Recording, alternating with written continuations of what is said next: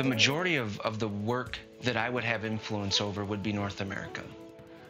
So I'm very intimate with what's going on here in the States and in Canada.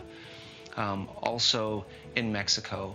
We don't have a huge rigid plastics presence in Europe, but anytime a team like Powerade, who we're working with currently, or Minute Maid, we just launched that new bottle with them. Anytime a brand team or a packaging development team comes in, even if they're from North America, when we come in to work on a package, those are global brands. Those are global billion-dollar brands for Coke. So anything they do in the United States, they're already thinking about this is going to be in Europe eventually.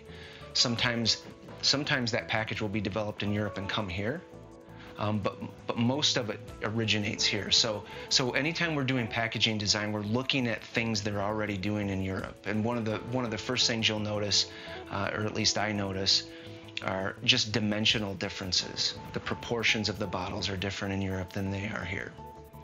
So there's a good example of when you launch in Europe, knowing that their infrastructure for handling bottles is going to be different than it is here in the States. A lot of our assets that we use in bottling go all the way back to the can days. So when you look at the proportions of a bottle, the diameters are very similar to a soup can because those assets go back to the 1800s. We still have those. In Europe, it's a little bit different.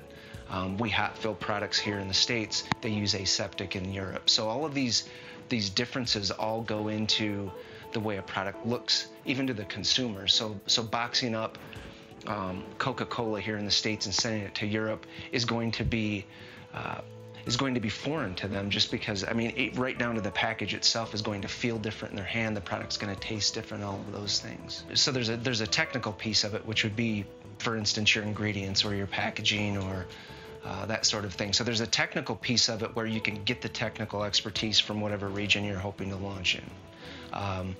You could engage flavor houses in Mexico that would understand what flavor profiles are popular in their area, which would help you determine what ingredients to put in. For instance, the difference between corn syrup and then your cane sugar in Mexico.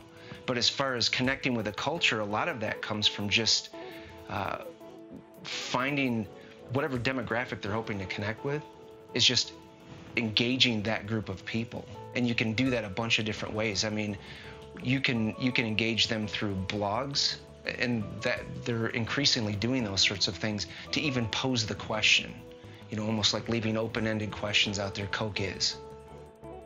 In every region, that means something completely different. And if you really listen to that sort of thing, your marketing group can respond to that. And I think that's how you get your product to connect versus trying to force it in and just blaring it on the TVs and big advertising campaigns. You're actually finding out how you're going to connect through the people that are going to actually be using the product.